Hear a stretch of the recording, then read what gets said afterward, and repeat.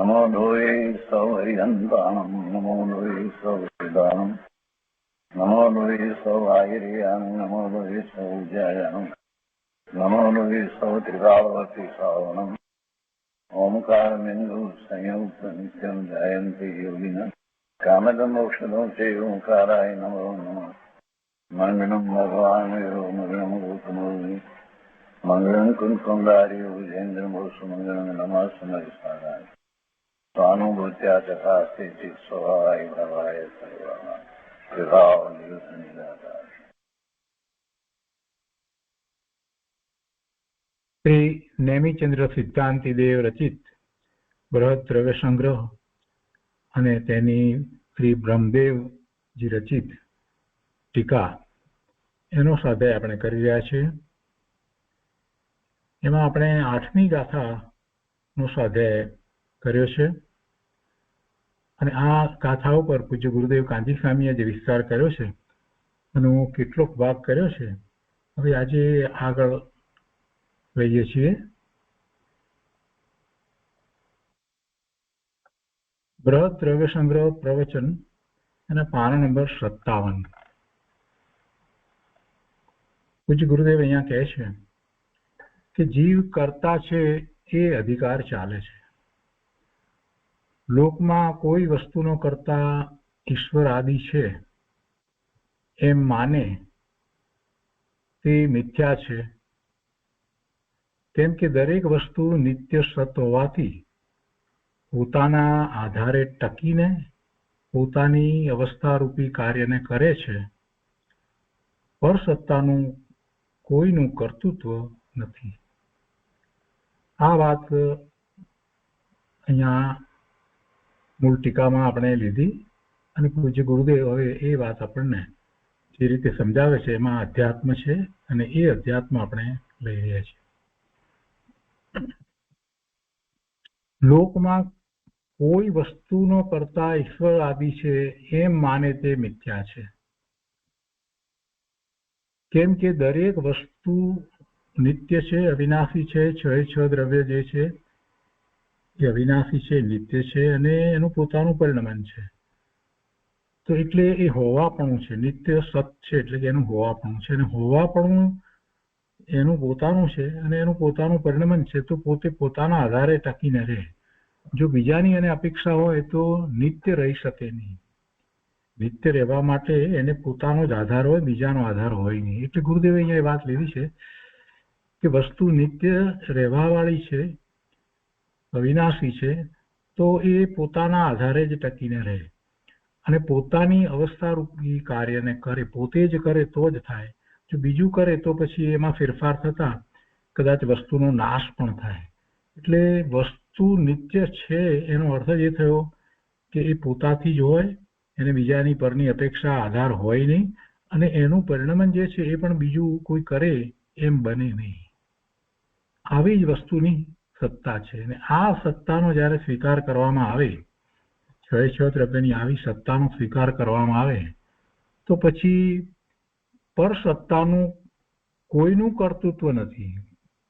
બીજી કોઈ સત્તા અન્યના કાર્યો કરે એવું કરતા પણ હોઈ શકે નહીં. છતાંય વર્તમાનની અંદર પણ પોતાની જાતને જૈન કહેવડાવનારા અને કેટલાય ઉપદેશકો એ રીતે જ માને છે. અન્ય મતની અંદર તો કોઈ ઈશ્વર એક કરતા છે એવી માન્યતા છે અને કેટલાય જૈન પણ એમ માને છે કે કર્મ બધું કરે ને કર્મ બધું કરાવે ને એવી અનેક પ્રકારે માન્યતાઓ છે. પણ એ બધી માન્યતાઓ જે છે એને કોઈક દ્રષ્ટિકોણથી સમજવી જોઈએ.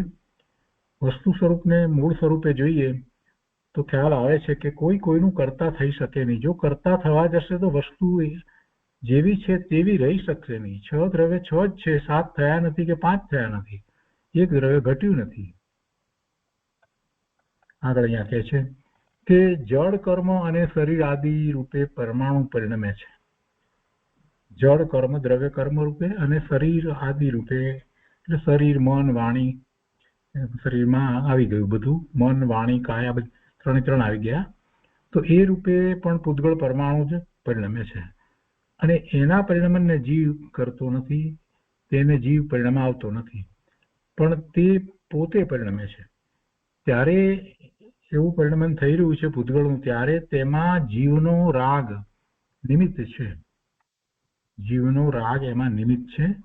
પેલું દ્રવ્ય કર્મ બંધાય છે તો જીવનો જે રાગ થયો, રાગ કહેતા રાગ દ્વેષ બધું આવી જાય. 9 પ્રકારના નો કસાય, ક્રોધ માન માયા લોભ, એ બધું એ રાગ શબ્દમાં આવી ગયું. તો એ નિમિત્ત છે. એ નિમિત્ત છે એટલે પેલા દ્રવ્ય કર્મ બંધાય છે. તેથી જીવને તેનો વ્યવહારે કરતા કહેવાય છે. અને એ વાત આપણે મૂળ ગાથાના અર્થ વખતે સમજ્યા, ટીકામાં પણ સમજ્યા. તો આ એક વાત વ્યવહાર નૈથી કરતાની વાત. એ પછીથી અશુદ્ધ નિશ્ચય નયની અપેક્ષાથી આત્મા ચેતન કર્મો એટલે શુભાશુભ ભાવ, દયા દાન વ્રત ના ભાવો અને બીજા આ જે ભાવ જે છે ક્રોધ આદિના ભાવો છે, કે બીજા જે કષાયો જે કહીએ છીએ કે હાસ્ય, ખેદ વગેરે, કામ, ક્રોધ આદિના ભાવરૂપી આવા ભાવ જે થાય છે એ જ વખતે એને ભાવ બંધ થાય છે. ભાવ આશ્રવ ને ભાવ બંધ થાય છે એટલે એવા ભાવ બંધ, એવા ભાવરૂપી કર્મો નો કરતા છે. એ અશુદ્ધ નિશ્ચય નયની અપેક્ષાથી આત્માને કહ્યું. અને એ ભાવ એની પર્યાયમાં થાય છે એટલે એ ચેતન છે. એવા ચેતન કાર્યનો એ કરતા છે.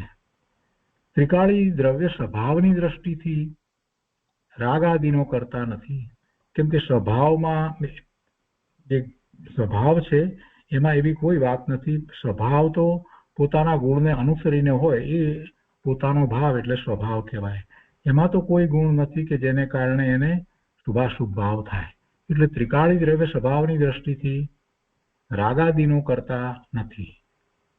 પણ વર્તમાન પર્યાયમાં જીવ પોતે રાગ રૂપે પરિણમે છે, શુભાશુભ ભાવ રૂપે પોતે પરિણમે છે.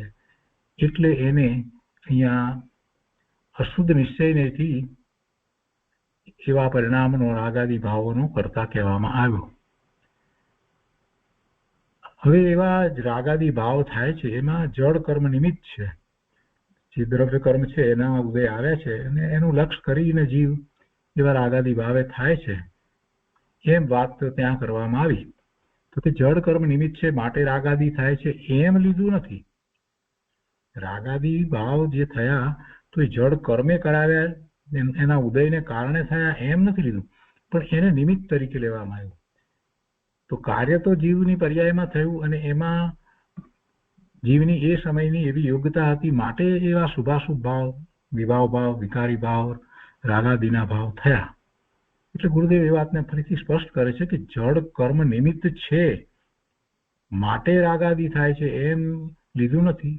અને તેથી પાઠમાં જે રીતે કહ્યું છે કે ઇણચ્છયું ચેરણ કમ્માણાદા, એટલે જીવ પોતાના અસ્તિત્વમાં પર્યાયમાં રાગાદી કરે છે. જીવ પોતે પર્યાયમાં રાગાદી કરે છે, પેલું જળ કર્મ કરાવે છે એમ નહીં. ને પછી કહે છે કે જ્યારે અશુદ્ધની વાત કરવામાં આવે છે તો આત્મા તો શુદ્ધ પૂર્ણ પવિત્ર વસ્તુ છે, અને જ્યારે આવા રાગાદી કરે છે એટલે કે એ પોતાનું ચૈત્યનું જે સ્વરૂપ છે એને ભૂલીને, એટલે ચૈત્યનું પણ ચૂકે અને વિકારની રુચિથી પર આશ્રય કરે તો તેને રાગની ઉત્પત્તિ થાય છે. કર્મ રાગાદી કરાવે એમ નથી, પણ સ્વભાવ ચૂકીને પરાલંબી વલણ કરે તો પોતે રાગ રૂપે પરિણમે છે. અને એમ રાગ રૂપે પરિણમે છે તો પછી ત્યાં કર્મ છે એને નિમિત્ત કહેવામાં આવે છે. પણ મૂળ વાત તો પોતે પોતાના સ્વભાવ ભાવને ચૂકીને રાગાદી ભાવે થાય છે, પરનું લક્ષ્ય કરીને. જો સ્વનું લક્ષ્ય હોય, સ્વનું લક્ષ્ય કરે તો એ પોતાના સ્વભાવ ભાવે પરિણમે. શુભ અશુભ રાગાદી રૂપ ચેતન કર્મ એટલે ભાવ કર્મ છે, તો તેનો અશુદ્ધ નિશ્ચય નયથી કરતા થાય છે. હવે અશુદ્ધ નિશ્ચય નયથી કરતા કયો છે? તો અશુદ્ધ નિશ્ચય નયનો અર્થ અહીંયા કર્યો છે કે અશુદ્ધ નિશ્ચય નયનો અર્થ આ રીતે છે કે કર્મરૂપ સંયોગના અવલંબનથી ઉત્પન્ન થવાથી ભાવ કર્મ અશુદ્ધ કહેવાય છે. અને જેમ પોતાની વર્તમાન લાયકાતથી અગ્નિમાં તત્તાયમાં લોઢાનો ગોળો તે કાળે ઊનો જ છે.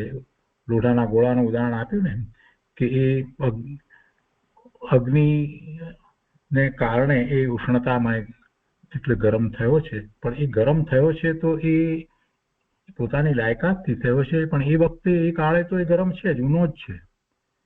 તેમ આ જીવ પોતાની વર્તમાન યોગ્યતાથી વિકાર સમયે જીવ તે રૂપ તન્મય થવાથી, જેમ પેલો લોઢો અગ્નિ એ પોતાની અંદર કઈ ઉષ્ણતા છે એમ નહીં, છતાં પણ એ ઉષ્ણતા સાથે તન્મય થયો છે ને એ વખતે એની એવી યોગ્યતા છે. તેવી રીતે જીવની એવી યોગ્યતા છે એટલે એ શુભાશુભ ભાવ સાથે તેમય થાય છે, તન્મય થાય છે, અને એમ તન્મય થવાથી શુભ અશુભ ભાવ રૂપે પોતે પરિણમી ગયો છે.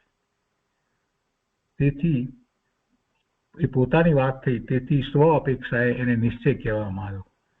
અશુદ્ધ કહેવામાં આવ્યો એ તો એ કર્મ રૂપ સંયોગના અવલંબનથી ઉત્પન્ન થવાને કારણે એ ભાવ કર્મ જે છે એને અશુદ્ધ કહેવામાં આવ્યું. સ્વનું લક્ષ નથી, પરનું લક્ષ છે, અને એ પર્યાય જે થઈ રહી છે એ વખતે જે થાય છે એમાં એને પરાધીનતા છે, એટલે એ રીતે બધું અશુદ્ધ કહ્યું. પણ છતાં એને નિશ્ચય કહ્યો. તો નિશ્ચય એટલા માટે કે એ મય પોતે થયો છે, એ મય થાય છે, માત્ર એના સંબંધીનું જ્ઞાન કરે છે એમ નથી. વર્તમાન પર્યાયની અંદર એ પરનું લક્ષ કરીને માત્ર પરનું જ્ઞાન કરે એ વાત જુદી છે, અને એવા ભાવે થાય એ વાત જુદી છે. જ્ઞાની ધર્મી માત્ર એનો જ્ઞાતા દ્રષ્ટા રહી જાય છે, જ્યારે આ એ ભાવે થાય છે, શુભાશુભ ભાવે થાય છે, એટલે એ મય થઈ ગયો છે, તન્મય થયો છે, એટલે એને નિશ્ચય કહેવામાં આવે છે. તો એમ અશુદ્ધ નિશ્ચય થી કહેવામાં આવે છે. અને એમાં ગુરુદેવ કહે છે કે મારા અપરાધથી મારા કારણે રાગનું કાર્ય થયું છે, એ કર્મના કારણે નહીં.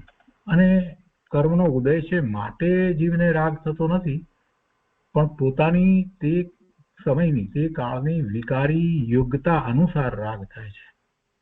જો કર્મના ઉદયના કારણે થાય તો એક ક્ષેત્રે ઘણા જીવ છે અને તેને તે પ્રકારનો તેટલો રાગ કેમ થતો નથી, એટલે ક્ષેત્રને કારણે પણ નથી. એ બધું કઈ જીવને રાગ થવામાં કારણ થતું નથી. મૂળ કારણ તો એની એ સમયની યોગ્યતા છે અને એનો એવો દોષ છે, એટલે એ શુભાશુભ ભાવે થાય છે. પોતાના સ્વરૂપથી ચ્યુત થઈને સ્વરૂપનું લક્ષ્ય છોડીને થાય છે.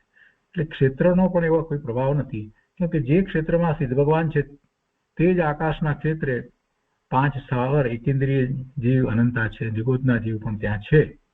તો તેમને કોઈ કર્મનો ઉદય નથી અને એ કોઈ એવા ભાવે થતા પણ નથી.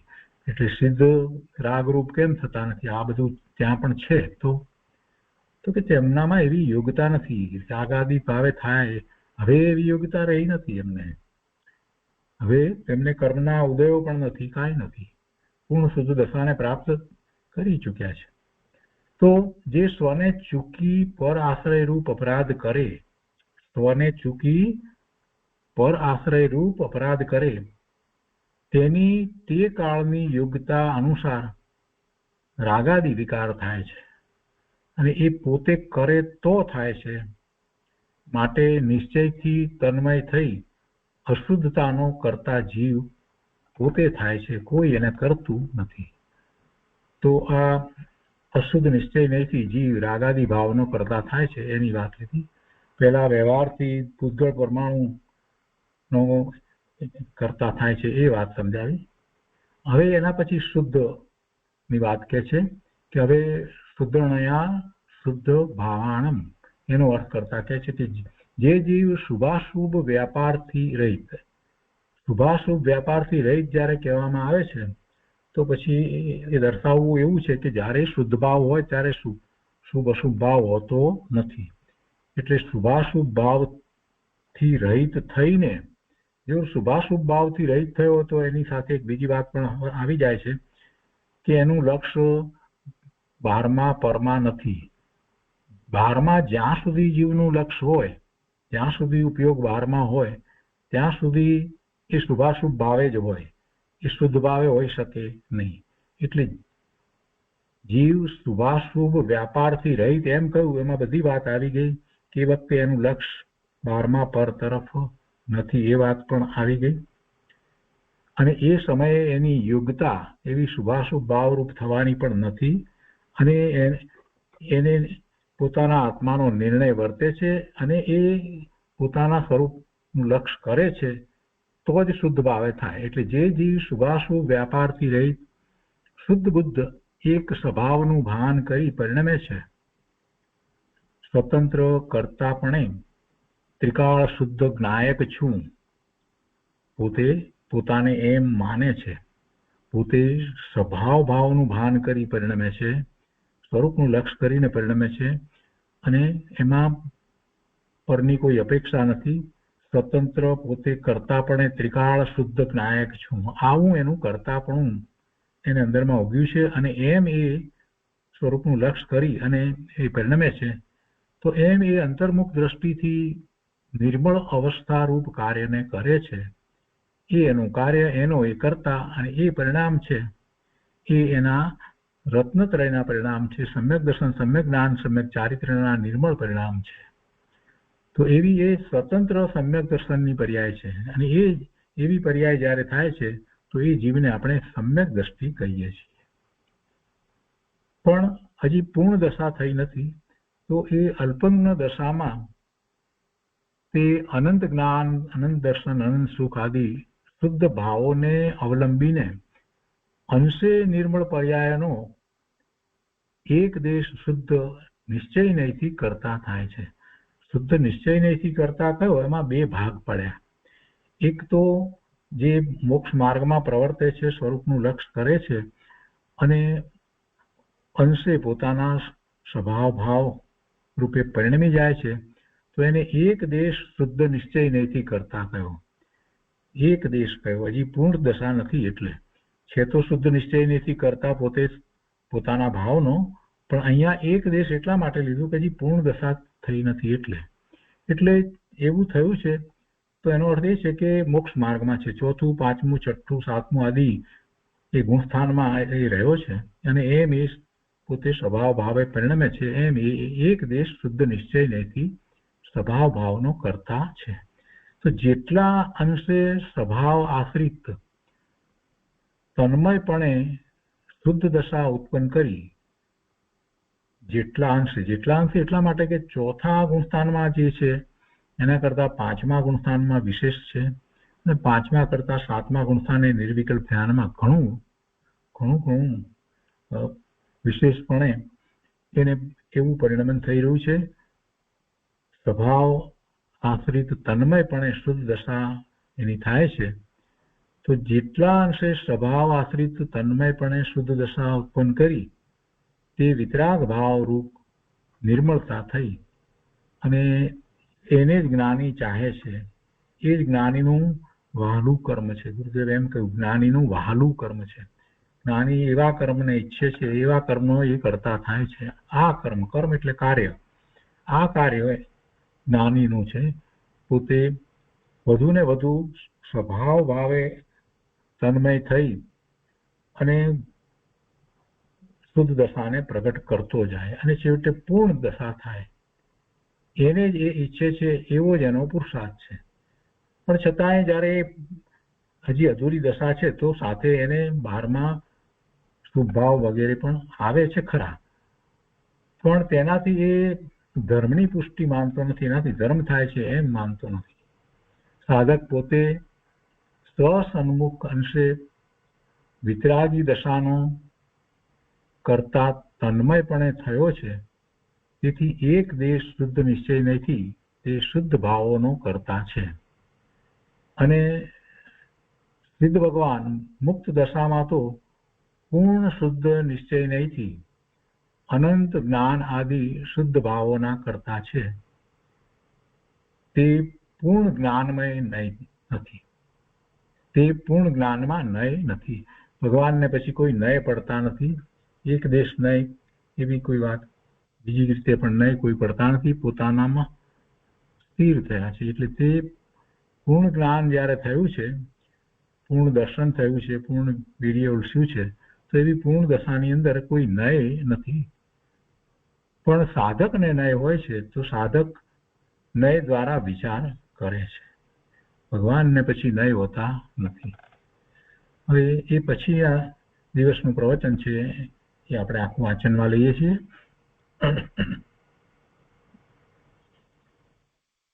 ગુરુદેવ કહે છે કે આત્મા શું કરી શકે છે તે વાત ચાલે છે. કરી શકે એટલે કરતા, કરવું એટલે કરતા, કરતાપણું. તો આત્મા શું કરી શકે છે તે વાત ચાલે છે. શરીર જળ કર્મ, દ્રવ્ય કર્મ, લક્ષ્મી વગેરેનું પરિવર્તન વર્તમાન દશામાં તેનાથી થાય છે. એમ નહીં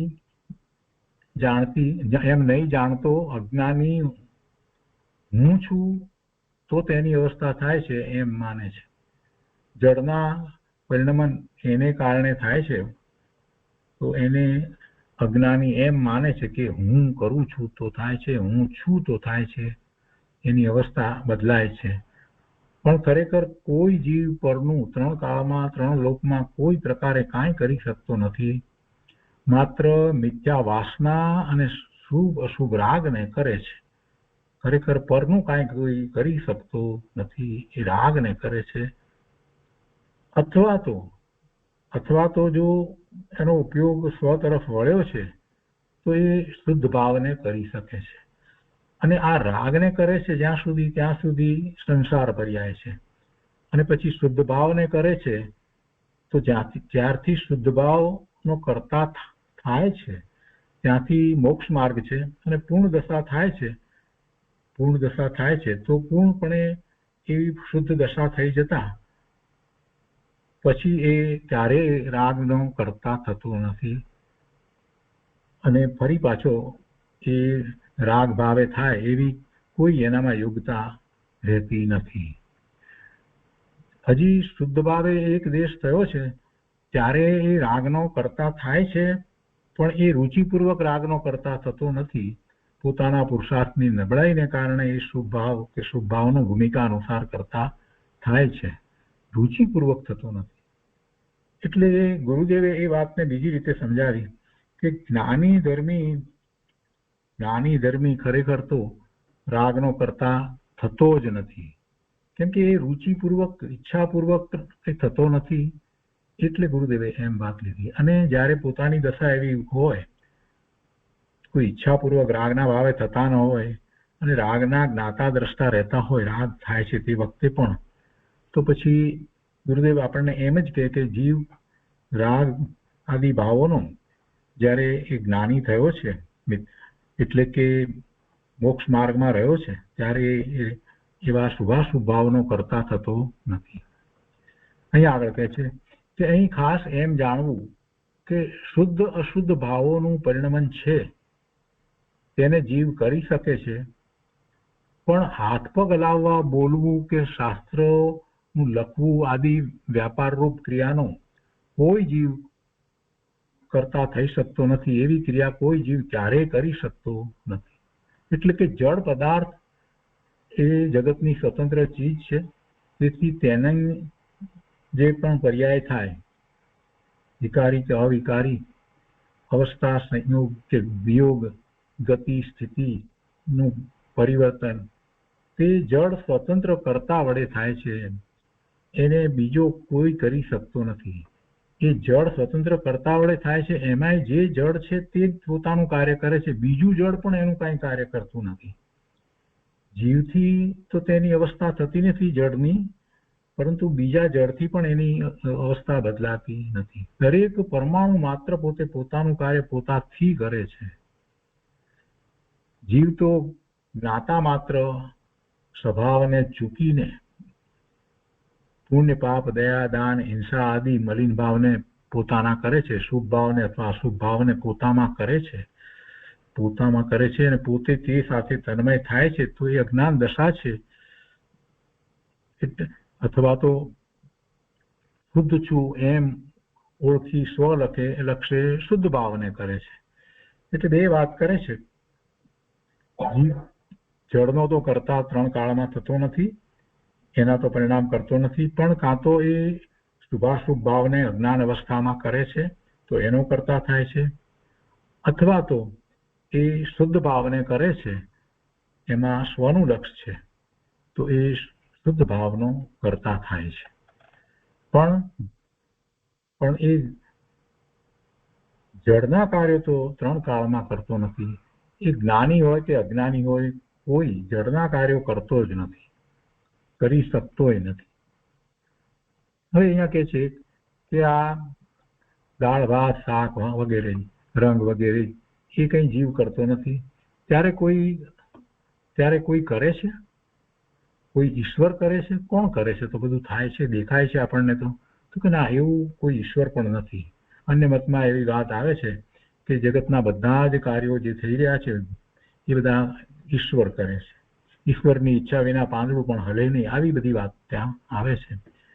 અને એ વાત તો બરાબર નથી લાગતી, પરંતુ જૈનની અંદર કેટલીક વાત એ રીતે જે છે, એમણે પણ કર્મને એવો ઈશ્વર બનાવી દીધો કે કર્મ બધું કરે છે, કર્મ કરે એ પ્રમાણે બધું થાય છે. તો એ વાત પણ બરાબર નથી. જો કર્મ કરે અને કર્મ પ્રમાણે જ બધું થતું હોય તો કોઈ જીવ સમ્યક દર્શન પણ પ્રગટ ન કરી શકે. કેમ કે દરેક જીવને દર્શન મોહનીય કર્મનો ઉદય છે અને એના નિમિત્તે એને મિથ્યાત્વ છે, અજ્ઞાન અવસ્થા છે. તો પછી કર્મનો ઉદય છે તો એ વખતે મિથ્યાત્વ કેવી રીતે ટાળે? અને મિથ્યાત્વ ટાળે નહીં તો મિથ્યા ભાવ તો સતત રહ્યા કરે અને ફરી પાછો એવા અજ્ઞાન સહિત એ મિથ્યા ભાવો કર્યા કરે, ફરી પાછો એવા બંધ થયા કરે. એટલે એમ નથી. કર્મનો ઉદય હોય પણ કર્મનો ઉદય કઈ સર્વોપરી નથી. વર્તમાન પર્યાયમાં જીવનો પોતાનો દોષ છે માટે એ વિભાવ ભાવે થાય છે. એ ધારે તો સ્વભાવ ભાવે થઈ શકે. અને આ વાત ગુરુદેવે કરી છે. બીજા ઉપદેશકો એ વાત કરતા નથી. વર્તમાન એનો પોતાનો છે અને એ પોતે ધારે તો ગમે તેવા કર્મના ઉદય હોય તો પણ એ વખતે શુદ્ધ ભાવ થઈ શકે છે. ગુરુદેવ અહીંયા કહે છે કે કોઈ ઈશ્વર કરે છે આ બધા કાર્યો? તો કહે છે કે ના, દરેક વસ્તુ નિત્ય છે, સ્વતંત્ર પરિણામી છે. કાળું કે ધોળું રૂપ, શરીર, વસ્ત્ર વગેરે અવસ્થા એ પૂતગળની અવસ્થા પૂતગળથી થાય છે. કેમ કે તેની સત્તાનો જીવની સત્તામાં ત્રિકાળ અત્યંત અભાવ છે. પૂતગળના સ્કંદ એની સત્તા ત્યાં રહી અને એનો જીવની સત્તામાં અત્યંત અભાવ છે. એટલે જીવ એમાં પહોંચતો નથી, વ્યાપતો નથી. જીવની સત્તા કેવી છે? તો એના અસંખ્ય પ્રદેશ છે અને અનંત ગુણ છે અને એવું ગુણનું અંદર ભવન ચાલી રહ્યું છે. એ એની સત્તા છે. એ સત્તાની બહાર જીવ કાંઈ કરતો નથી, કરી શકતો નથી, એમાં જ રહ્યો છે. એટલે પેલા પરની સત્તામાં એ પહોંચતો નથી. એ પરની સત્તા આનામાં આવતી નથી. એટલે એના કાર્યો આત્મા કરતો નથી. કોઈ આત્મા તેનો વ્યવહારે પણ કરતા નથી. એટલે જે જળ પદાર્થો, અન્ય દ્રવ્ય જે લીધા એનો બીજા જીવનો પણ એમાં સાથે સમજી લેવાનું કે બીજા જીવના પરિણામ પણ એ કરતો નથી. જીવ પોતાના ભાવમાં કાં કરે મિથ્યાત્વ, અવ્રત, પ્રમાદ, કસાય આવું કંઈક કરે પોતાના ભાવમાં એ પણ, અને કાં કરે સમ્યક્ત્વ, વ્રત, અકસાય, અપ્રમાદ રૂપ પોતાની દશા. આમાંથી 2 પ્રકારની દશામાંથી કોઈ પણ દશા એ કરે. કાં તો પોતે પોતાની અંદર આવા ભાવ કરે, શુભ ભાવ કરે, અથવા તો અશુભ ભાવ કરે, એવું કાંઈક કરે એ પોતાની દશામાં. પણ પરનો તો એ સુધાર કે બગાડ કરી શકતો નથી. આત્મા તો સ્વભાવને અવલંબીને શાંતિ વિતરાગી દશા કરી શકે અને પરના અવલંબને અશાંતિ, રાગ, દ્વેષ, મમતા રૂપ ભાવ પણ કરી શકે. સ્વભાવને અવલંબીને વિતરાગી દશા કરી શકે. એટલે એનો અર્થ એ થયો કે વિતરાગી દશા સ્વભાવના અવલંબને જ થાય, બીજી રીતે થતી નથી. શાસ્ત્રના અવલંબને પણ વિતરાગી દશા થતી નથી. પરમાત્માના અવલંબને પણ ખરેખર વિતરાગી દશા થતી નથી. વિતરાગી દશા કેમ કરવી એ માટેનું આપણને પૂર્ણ માર્ગદર્શન જીનવાણીમાંથી પ્રાપ્ત થાય. પણ છેવટે એ દશા તો પોતે કરવી પડે, પુરુષાર્થ તો એને પોતે કરવો પડે. એટલે એને એમાં ભગવાનની વાણીમાં એમ આવ્યું કે તું તારા સ્વભાવ ભાવે થા, તારા સ્વભાવને અનુસરીને તું એવો શુદ્ધ પરમાત્મા છો, પરમાત્મા સ્વરૂપ છો, સિદ્ધ સમાન છો, એવો નિર્ણય કરી અને તારા સ્વભાવને અવલંબી અને તારા પરિણામ કર, તો એ તારા વિતરાગી પરિણામ છે. અને એમ આગળ વધતા વધતા તને પૂર્ણ શુદ્ધ દશા પ્રાપ્ત થશે. એ વાત જીનવાણીમાંથી આપણને પ્રાપ્ત થઈ, પણ એથી કરીને એને વાતને જાણવાથી કઈ સ્વભાવ ભાવે થઈ શકાતું નથી. એ પુરુષાર્થ તો બાકી જ રહ્યો. કે છે કે આત્મા તો સ્વભાવને અવલંબીને વિતરાગી દશા કરી શકે, શાંતિ, એમાં પૂર્ણ શાંતિ છે, આનંદ છે, સુખ છે, તો એવી વિતરાગી દશા કરી શકે. એ નથી કરતો અને પરનું અવલંબન લે છે, તો ગુરુદેવ અહીંયા કહે છે કે પરના અવલંબને એ અશાંતિ એટલે કે રાગ દ્વેષ મમતા રૂપ ભાવ કરી શકે. આ કરી શકે એ વાત લીધી છે અહીંયા. કરે જેવો કોઈ નિયમ નથી. સંસાર અવસ્થાની અંદર પણ એ કરતો આવ્યો છે, એવા ભાવ રાગ દ્વેષ મમતા રૂપે પરિણમતો આવ્યો છે, પણ એ કાંઈ એનું એવું કર્તવ્ય નથી કે એને એ છોડી ન શકે. એ કરવાનું એ છોડી શકે છે. સ્વભાવનું અવલંબન લે તો એ બધું છૂટી જાય. એ યોગ્યતા રૂપ છે એ વાત બરાબર, પણ એ યોગ્યતા શા માટે એવી પ્રાપ્ત થઈ? કેમ કે પરનું લક્ષ કર્યું અને એમાં રુચિ કરી. એ બધો દોષ જીવનો પોતાનો છે. અહીંયા કહે છે કે પોતામાં પોતાના હિત અહિત ભાવ કરી શકે, પોતે વિવેક સમજે. ધર્મની અંદર વિવેક આ જ છે કે પોતાનું હિત શેમાં છે અને અહિત ક્યાં છે. હિત અહિતનો વિચાર કરી અને જેમાં હિત છે એવું સ્વભાવ ભાવે થવું, એ જીવ એવો પુરુષાર્થ કરી શકે છે. ગુરુદેવ કહે છે જો મૂળ સંસ્કૃત ટીકામાં છે કરી અને આ સંસ્કૃત ટીકાની વાત લીધી છે અને કહે છે કે હાથ પગ વગેરેની ક્રિયા જીવ કરી શકે એમ ન સમજો. એટલે કે ભૂતગળના પરિણામ જીવ કરી શકે એમ ન સમજો. શરીરની ક્રિયા જીવ કરી શકે એમ ન સમજો. શરીરની અવસ્થા અનેક પ્રકારે, એમાં રોગ પણ થાય અને નિરોગી પણ રહે, તો એવી રોગ નિરોગ એવી અવસ્થાઓ થવી, તો તેનો વ્યવહારે પણ કરતા જીવ નથી. જો અહીંયા ગુરુદેવે તો એ રીતે વાત લીધી. મૂળ ગાથામાં વ્યવહારે કરતા જે કહેવામાં આવ્યો, પણ એ પરનું કરતાપણું જે છે એને માટે ટીકાની અંદર પૂજ્ય બ્રહ્મદેવજીએ પણ એ વાત લીધી કે જળનું કરતાપણું તો જીવને ક્યારેય માનવું નહીં. એનું તો કરતાપણું જીવને ક્યારેય માનવું નહીં. આ તો ફક્ત કહેવા માત્ર છે. કહેવા માત્ર છે. નિમિત્ત એ વખતે શું છે એ બતાવવું છે, એટલે એ વાત કરવામાં આવે છે. અહીંયા કહે છે કે અજ્ઞાન ભાવે કે જ્ઞાન ભાવે કોઈ જીવ પરની અવસ્થા કોઈ રીતે કરી શકતો નથી. માત્ર માને છે ને પોતાની વર્તમાન દશામાં રાગ દ્વેષ અજ્ઞાન કરે છે. એવું માની અને ખરેખર પેલા પરની તો અવસ્થા બદલતો નથી, શરીરની અવસ્થા બદલતો નથી, પણ એવો એ અજ્ઞાન ભાવે રાગ દ્વેષ કરે છે. આવું જેને જ્ઞાન થાય, એટલે આવું જેને ખ્યાલમાં આવે કે આ તો જે હું કરી શકતો નથી, એમાં ખોટી ઊંધી વિપરીત માન્યતા કરી રહ્યો છું, એ તો મારું અજ્ઞાન છે. તો એવું જેને જ્ઞાન થાય તેને પરના કરતાપણાનું અભિમાન ટળી જાય છે કે ના ના, હું પરનો કરતા નહીં, પરના કાર્યો હું કરી શકતો નથી. કૃપાળુદેવે જેમ કહ્યું એ પ્રમાણે એક તણખલાના ટુકડા પણ આત્મા કરી શકતો નથી. મારામાં શુદ્ધતા કે મલિનતા મારા કરવાથી થાય છે. આ શુદ્ધતા ને મલિનતા મારામાં એટલે કે મૂળ દ્રવ્યમાં નહીં, પણ પર્યાયમાં. એક સમયની પર્યાયની અંદર શુદ્ધતા નિર્મળતા છે કે મલિનતા છે, એનો આધાર કોની ઉપર છે? કેમ કે ઉપાદાન, ત્રિકાળ ઉપાદાન તો શુદ્ધ જ છે, છતાંય મલિનતા થાય છે, એટલે એમાં જીવનો દોષ છે. તો મારામાં શુદ્ધતા કે મલિનતા મારા કરવાથી થાય છે, એટલું જ કર્તૃત્વ મારે આધીન છે. બાકી પરનું કર્તૃત્વ તો મારે આધીન છે જ નહીં. પરનો તો હું કરતા નથી.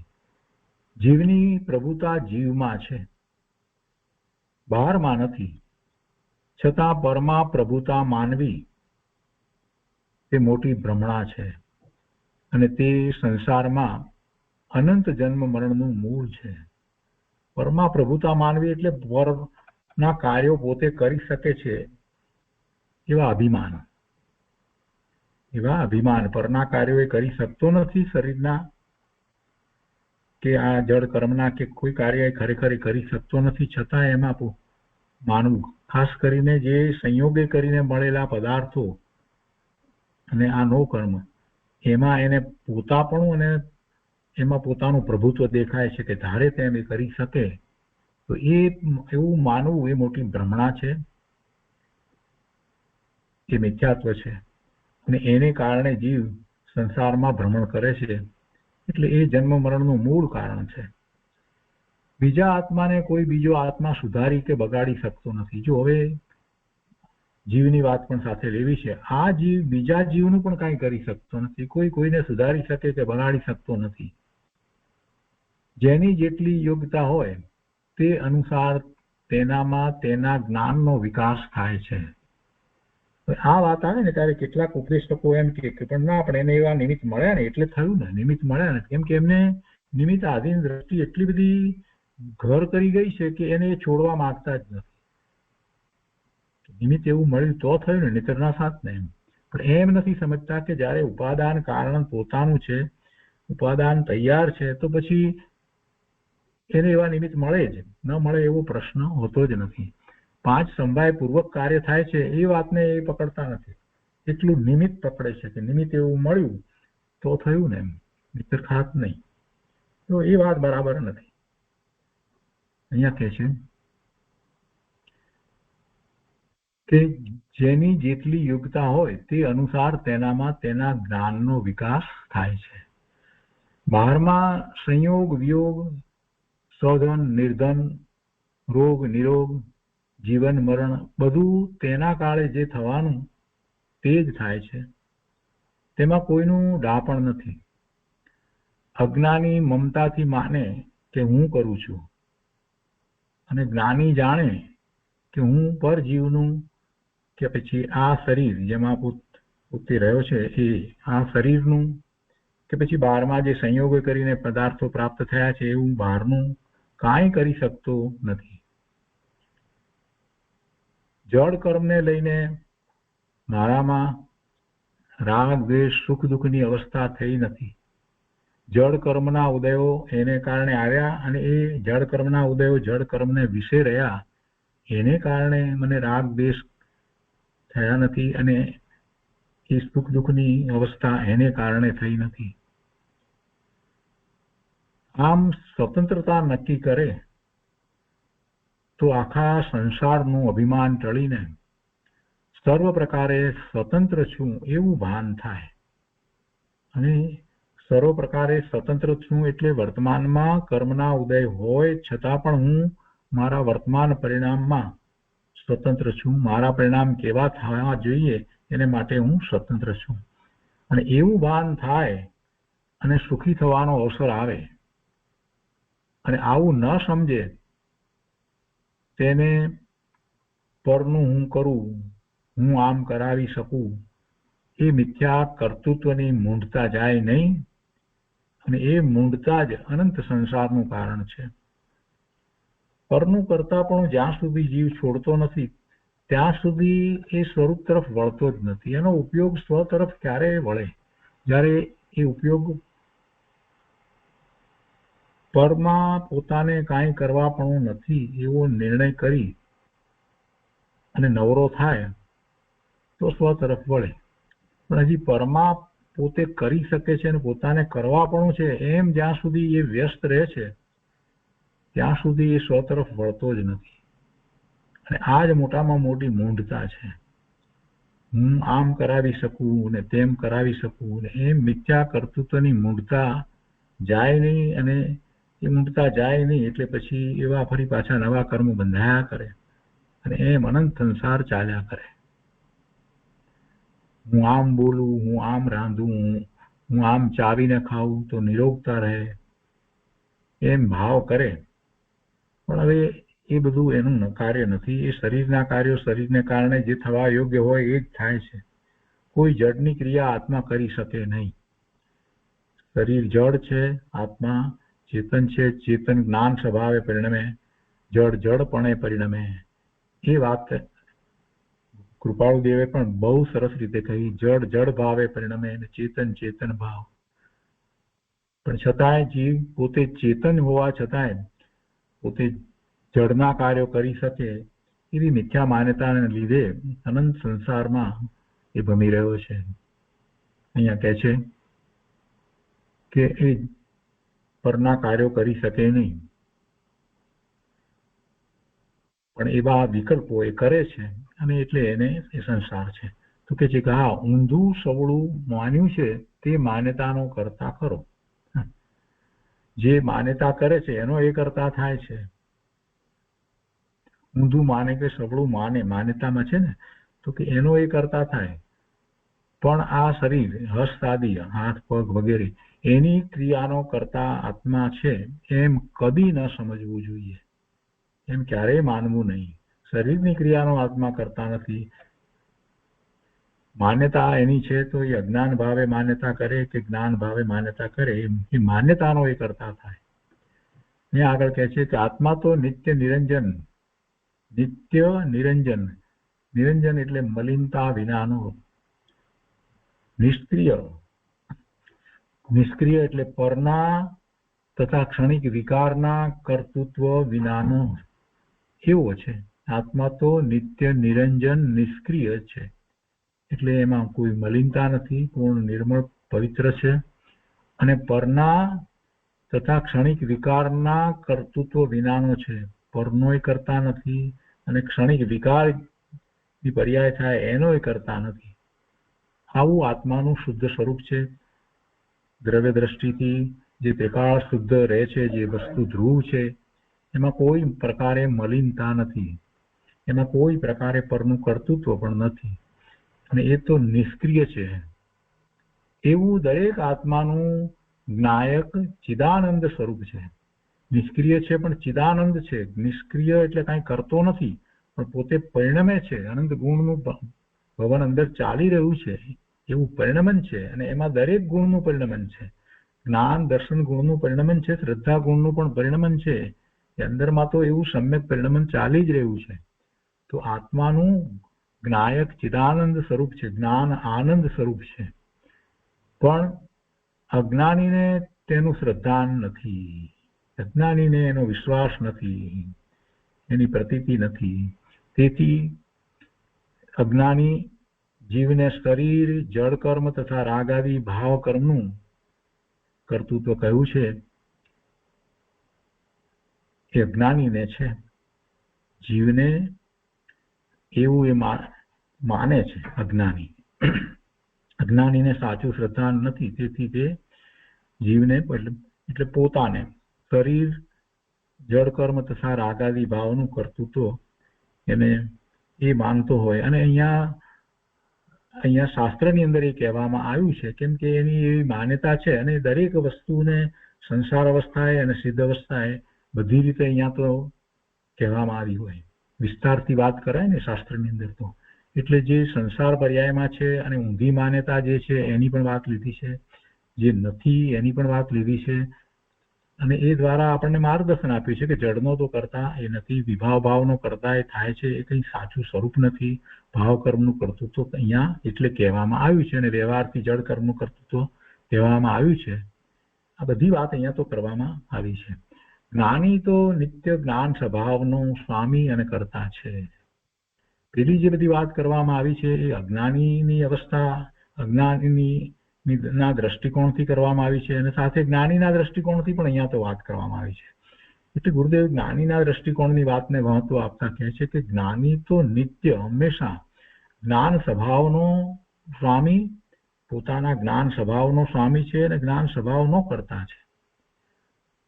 પરભાવ સંબંધી વ્યવહારથી પણ અજ્ઞાનીને કરતા કયો, જ્ઞાનીને નહીં.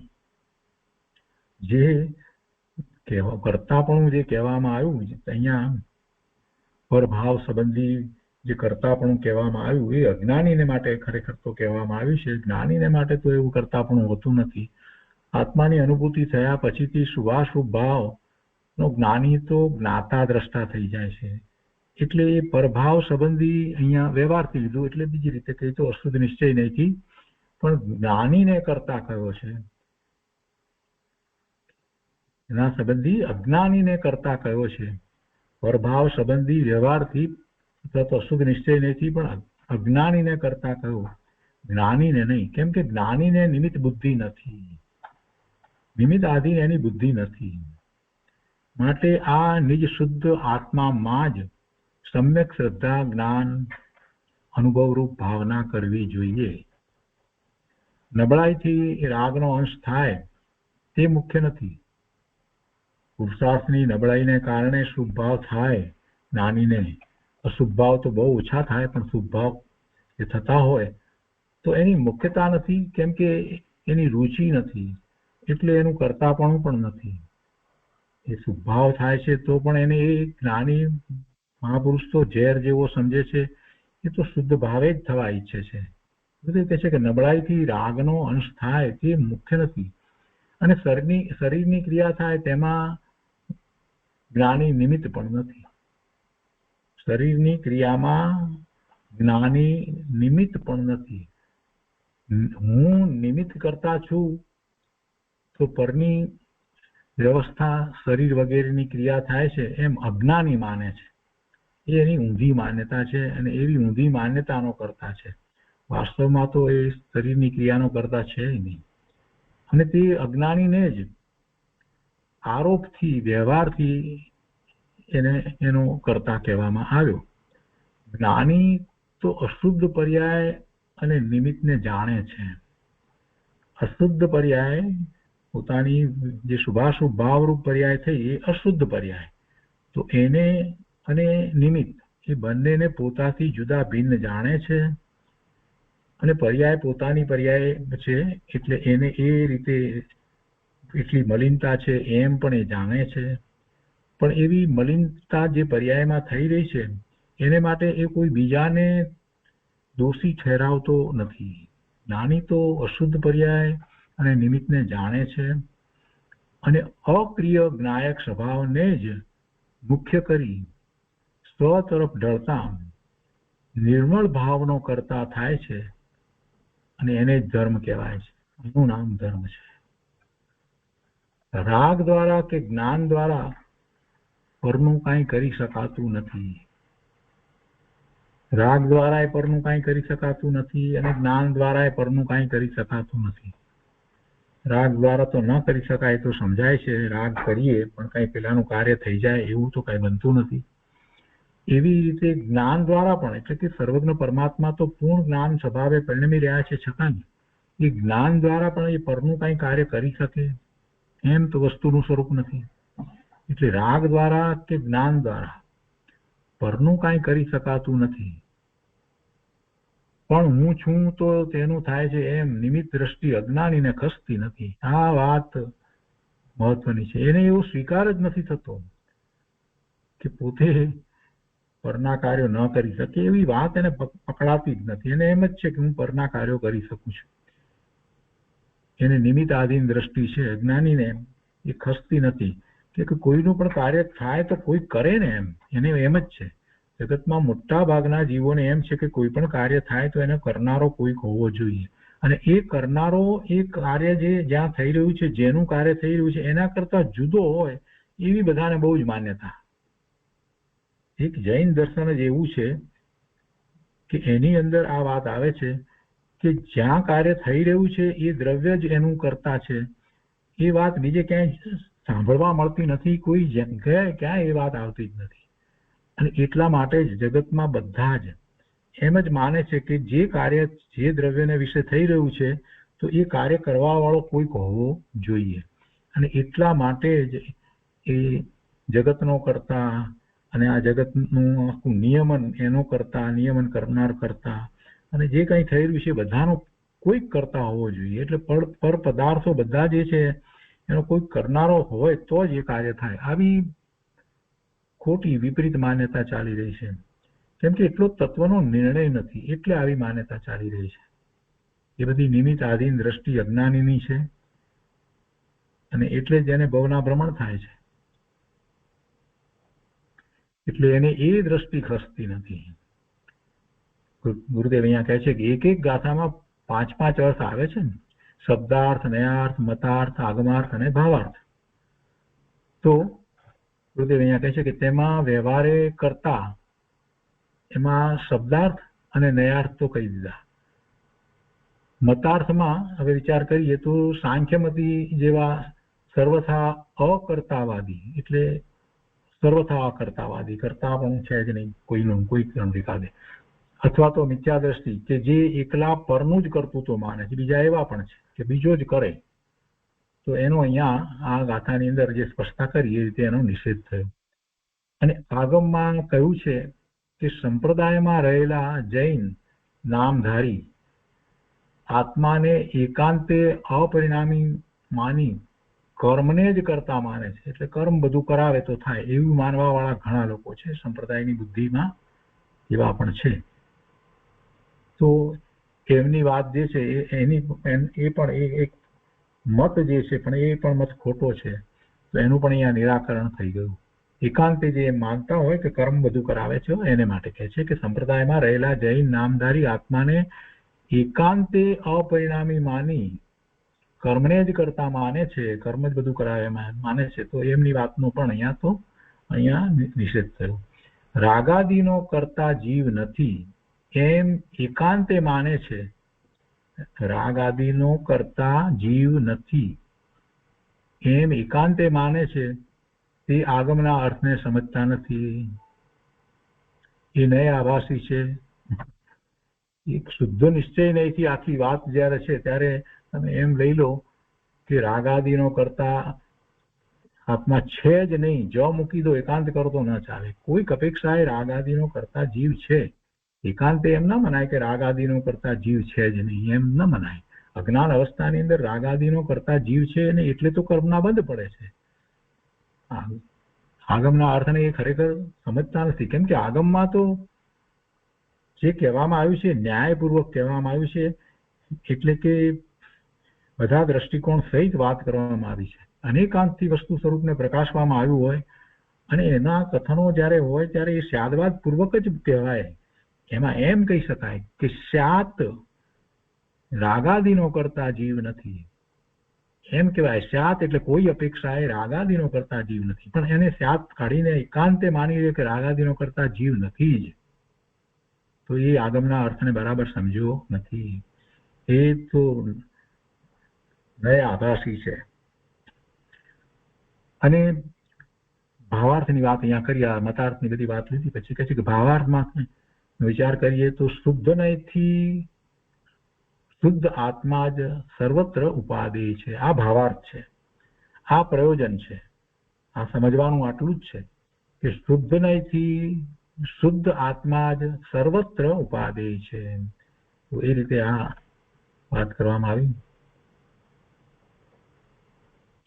હવે પછી ભોગતાપણાની વાત આવે છે અને એના વિશે ગુરુદેવે બધી વાત લીધી છે. તો એ બધું આપણે હવે 9મી ગાથા કરીશું ત્યારે એ લઈશું. તો આજનો સ્વાધ્યાય અહીંયા સુધી રાખીએ છીએ. 8મી ગાથાનો વિસ્તાર પૂરો થયો.